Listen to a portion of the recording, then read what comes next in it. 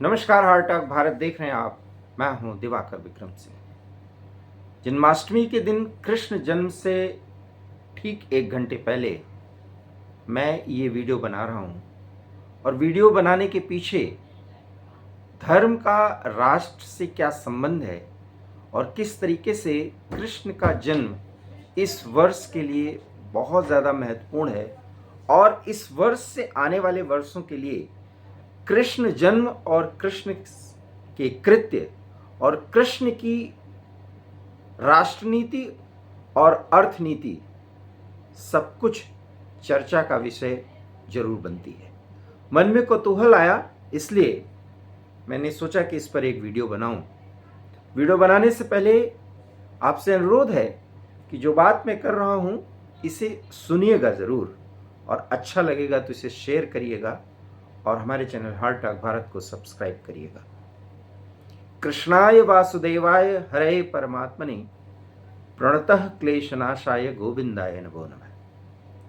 ये एक ऐसा मंत्र है जिसका हमेशा जाप करने के लिए बड़े संत और महात्मा बताया करते हैं, लेकिन उसमें कृष्ण और गोविंद का जिक्र है। कृष्ण मर्यादा पुरुषोत्तम नहीं थे, गोविंद जहाँ आनंद है वो गोविंद हैं। कृष्ण जहाँ मर्यादा के अतिरिक्त सत्य को प्राप्त करने के लिए जितने भी तरीके हो सकते हैं, जो 16 कला से पूर्ण हो और उस कला के पार हो, वो कृष्ण है।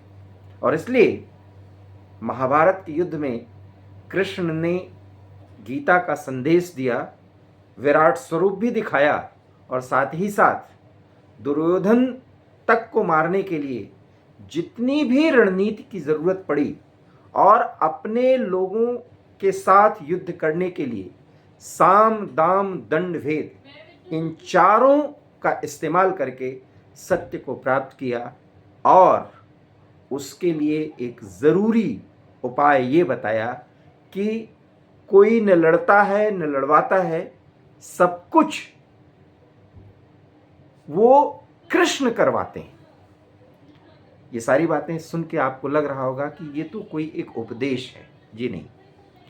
वर्तमान समय में भारत जिस स्थितियों में है, आप कल्पना करिए, एक तरफ एक मित्र रणनीतिक सहयोगी अमेरिका, दूसरी तरफ हमारा जाना पहचाना और दशकों से आजमाया हुआ मित्र, और जिसका हम साथ दे रहे हैं, उसका तेल खरीद करके, जो कि सैंक्शंस के बाद रूस की बात मैं कर रहा हूं, और इन दोनों के बीच किस तरीके से गंभीर होकर के 140 करोड़ लोगों के स्वाभिमान की रक्षा करते हुए अगर ये सरकार जो मोदी के नेतृत्व में चल रही है वो कोई फैसला लेती है, तो आज के दिन से उस फैसले में भगवान श्री कृष्ण की उस सोच का दिग्दर्शन जरूर होना चाहिए।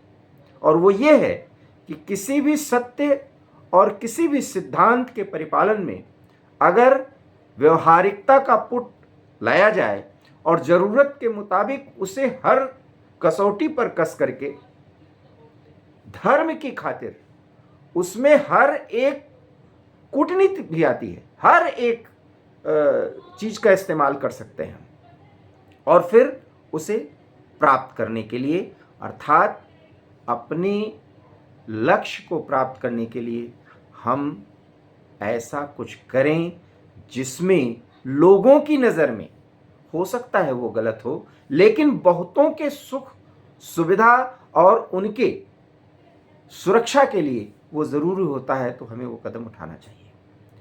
राष्ट्र के लिए अगर तेल खरीदना ज़रूरी है तो अमेरिका नाराज़ हो या खुश हो उसकी हमें चिंता नहीं करनी, और रूस हमारा हमेशा से साथी रहा है, इसलिए हम उसका साथ निभाएंगे। आप कर्ण को याद रखिए, इसलिए कृष्ण ने कर्ण के मृत्यु के बाद कर्ण की तारीफ में भी कुछ बातें कही थी और उन्होंने कहा था कि दानवीर कर्ण और मित्रता निभाने का जो जज्बा कर्ण में था वो किसी में हो ही नहीं सकता, और इसलिए कर्ण की कृष्ण ने एक बार जगह तारीफ भी की है।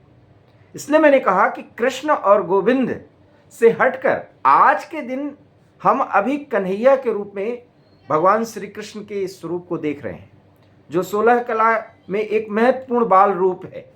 और इस बाल रूप में भी हम, चाहे पुरुष हों या स्त्री हों, उन्हें एक गोपिका के नजरिए से ही देखते हैं। और इसलिए हर एक घर में अब बाल रूप श्री कृष्ण की पूजा होती है। और आज तो उनका खीरे से उनका जन्म कराया जाएगा, और उसके बाद एक प्रतीकात्मक उनकी षष्ठी मनाई जाएगी, उनकी 12वीं मनाई जाएगी। और इस तरीके से कृष्ण धीरे धीरे बड़े होंगे। एक राष्ट्र के सामने जो चिंतन और चिंता का विषय है वो ये है उसकी सुरक्षा। ऐसे में कन्हैया कृष्ण को बहुत जल्दी बाल रूप से एक स्पष्ट कृष्ण के रूप में आना होगा।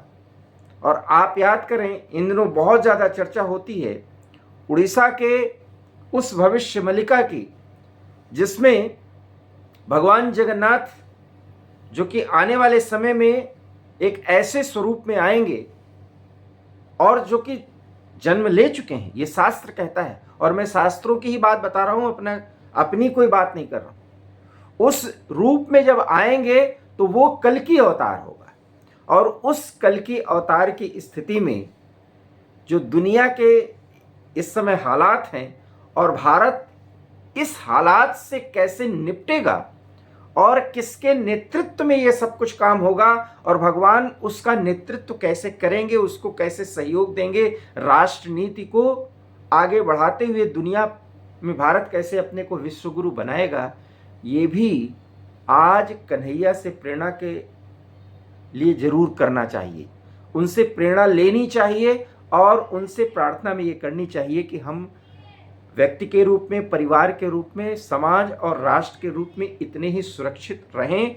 कृपा ऐसे ही भगवान की बरसे। क्योंकि ऑपरेशन सिंदूर का एक थीम मैं बराबर देख रहा हूं, तो इस समय मथुरा में जो जन्माष्टमी का पर्व चल रहा है, उसमें उस थीम का बड़ा महत्व है और लोग उसे देख करके सराह भी रहे हैं। तो किस तरीके से रणबांकुरों ने हमारे देश की सुरक्षा की और कैसे उसमें कृष्ण के उस नजरिए को हम परख सकते हैं, सोच सकते हैं, जिसमें युद्ध अवश्यंभावी है। भगवान ने ये कहा और अर्जुन से कहा, युद्ध तो तुम्हें लड़ना ही पड़ेगा। और ऐसे में देश के सामने जिस तरीके से पाकिस्तान जैसा दुर्योधन माइंडसेट का एक राष्ट्र हमारे सामने खड़ा हो, तो हमें युद्ध के लिए तैयार रहना पड़ेगा। और ऐसे में बाल रूप कन्हैया का जो दिग्दर्शन करना है, उनकी जो पूजा अर्चना करनी है, उसमें हर घर में अब कन्हैया की पूजा होती है प्रतिदिन। इसलिए इस बाल रूप में भी कृष्ण के रूप में हम उनकी पूजा करने लगे, क्योंकि घर की महिलाएं उन्हें बच्चे की तरह मानती हैं। आप देखिए अध्यात्म घर में भी किस तरीके से सामाजिक जीवन से जुड़ जाता है। और जब वही कन्हैया कृष्ण के रूप में आते हैं तो फिर महाभारत का नेतृत्व करते हैं और बिना हथियार चलाए 15 अगस्त के दिन सुदर्शन चक्र का जिक्र हुआ, जब राष्ट्र सुदर्शन चक्र के अभेद्य अस्त्र के रूप में उसके साए में आकर के सुरक्षित होगा। वो भी अभेद्य किले की तरह बन जाएगा, जिसका जिक्र राष्ट्र के संबोधन के दौरान प्रधानमंत्री नरेंद्र मोदी ने लाल किले से किया। ऐसे में सुदर्शन चक्र का जिक्र आया, जो भगवान का प्रमुख अस्त्र था, और उसका भी इस्तेमाल उन्होंने छल बल हर कुछ अपनाते हुए सत्य को प्राप्त करने के लिए किया था। इसलिए सिद्धांत और व्यवहार के समन्वय के साथ समाज, परिवार और खुद को चलाते हुए देश के लिए अगर हम कुछ सोच सकते हैं, यही जन्माष्टमी का एक बड़ा संदेश है। और शायद ये कोई उपदेश नहीं, आज सोचने की ज़रूरत है। क्या पता आने वाले कुछ ही महीनों में आपको श्री कृष्ण को याद करना पड़े, अपनी जान बचाने के लिए भी, अपने राष्ट्र की रक्षा के लिए भी, दुनिया के रक्षा के लिए भी, और ज़रूरत पड़ेगी तो कृष्ण की ही युद्ध नीति को याद करके आपको जिस भी जगह होंगे लड़ाई के लिए भी आगे आने को तैयार होना पड़ेगा। क्योंकि ये समय सिर्फ कृष्ण की नीतियों पर चलने का ही है, क्योंकि भविष्य मलिका भी कहता है कि भारत विश्व गुरु बनेगा, लेकिन उसे एक साथ कई देशों द्वारा किए गए आक्रमण का सामना भी करना पड़ेगा। इसलिए हमें हर दृष्टिकोण से चौकस रहना है। इसलिए आज कृष्ण जन्माष्टमी के दिन भगवान कृष्ण के उस हर स्वरूप को याद करते हुए उनके इस बाल स्वरूप की भी हमें पूजा अर्चना करनी चाहिए और इस उत्सव का आनंद लेना चाहिए। आपको हमारा ये वीडियो कैसा लगा? प्लीज़ से लाइक कीजिएगा, शेयर कीजिएगा। ज़रूर अगर आपको अच्छा लगे तो इस पर कमेंट करते हुए हमारे चैनल हार्ट टॉक भारत को सब्सक्राइब कीजिएगा। जय जगन्नाथ, जय श्री कृष्ण, नमस्कार।